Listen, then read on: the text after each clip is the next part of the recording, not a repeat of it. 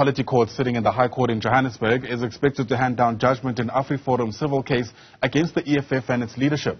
The lobby group wants the court to declare the struggle song Kill the Boer hate speech and for the EFF and its leader Julius Malema to be found in contempt of court. Afriforum says the singing of the song incites violence and promotes farm killings in South Africa. Our reporter Mbali Thethani is watching the story. She joins us from just outside court. And Mbali, I wonder if there's any word around whether or not EFF supporters will be outside court today, as has been, let's call it the trend in the past, whenever the EFF has courts or matters inside court.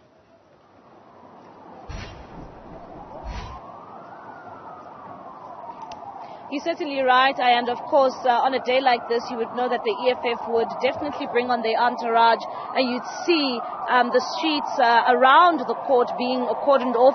But today, that's not the case. But I have managed to spot one or two EFF supporters. But you'd know that on a day like this, especially on a judgment, you definitely get the EFF leader, Julius Malema, wanting to deliver some sort of an address to his supporters. But at the same time, you'd remember, Ayanda, that this matter was brought here by Afriforum, of course, saying that they've seen on several occasions the EFF singing the song Kill the Boer, and of course they want this song to be declared as hate speech. But joining us now, we are joined by Ernst from Afriforum, who's also one of the witnesses here, and also this matter being also centered around a book that you wrote. Ernst, if you can just let us know, today is indeed Judgment Day. It's indeed a day that you have been certainly waiting for as Afriforum.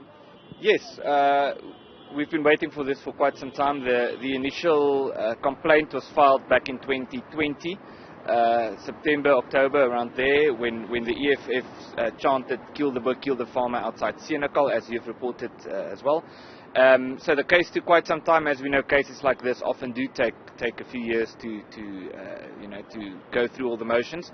And we're now at the last day, so we're optimistic about the outcome. We believe that if this particular instance is not hate speech, then hardly anything can be hate speech. So we're optimistic. When you were presenting your evidence in court, you had said that you've seen a trend from your own research that shows that when this song is sung, we then see an increase in farm attacks. Do you still maintain that this song incites violence? Yes, well, the lyrics are quite clear: kill the Boer, kill the farmer. And what I testified about is that we've looked at several occasions of explicit hate speech, such as this. That was high profile, published by high profile politicians. It was broadcast, for the country to see.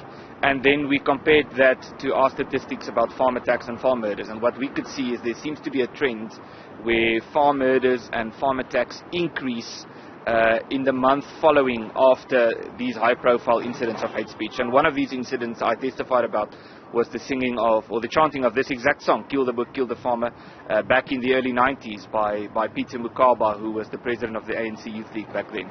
So it's hard to pinpoint a particular farm attack or farm murder and say this was committed because of that song, unless the attacker testifies as such. But what we can see is there seems to be a trend where these attacks increase when the public is exposed to this type of rhetoric. But the EFF have brought on an argument that they are not saying kill the Boer, they are saying kiss the Boer. So it seems as if that's something that the court will definitely be dealing with, the technicality, saying that it's not kill the Boer but kiss the Boer. Yes, there are a few things to be said about that. So this issue was also debated in the Dubula Ibunu case back in 2011, where Judge Colin Lamont found that there's not really a difference if you sing "Kill the Boer" as opposed to "Kiss the Boer," because it's still coupled with hand gestures of people singing. It's still coupled with sounds of, imitating sounds of a machine gun. It's still coupled with shoot to kill and things like that.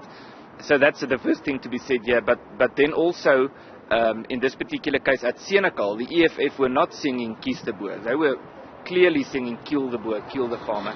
And also at this court case, during the court proceedings, there were members of the EFF rioting and protesting outside, and it was also filmed on video and it was aired in court, where they were very clearly chanting "Kill the Boer, kill the farmer," not "Kiss the Boer."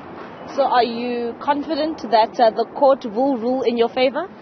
Well, yeah, we are confident, but we asked several things. So we asked for a finding that this is hate speech. We're quite confident that that will happen. We also asked for the EFF and Malema and Ndlozi to pay our legal fees. We asked the court for an order that they should apologize, and also that they should pay a fine of 500,000 rands, and that they should be instructed not to do this again. And if they do so, then it will be contempt of court, not only hate speech. And then also, there were a few issues that we discussed, that we asked in our proceedings. So that's more or less the gist of it. But we are confident. So we'll see what combination the court comes up with. But we'll see. Yeah. Thank you very much. Of course, I understand that is Ernst from Afriforum, of course, being the ones who brought this matter, saying that they're quite confident that they've brought a compelling case to have the Equality Court rule in their favor. Right, Mbali Thethani, live just there from the Equality Court, sitting in the High Court in Johannesburg. For now, Mbali, thanks very much indeed.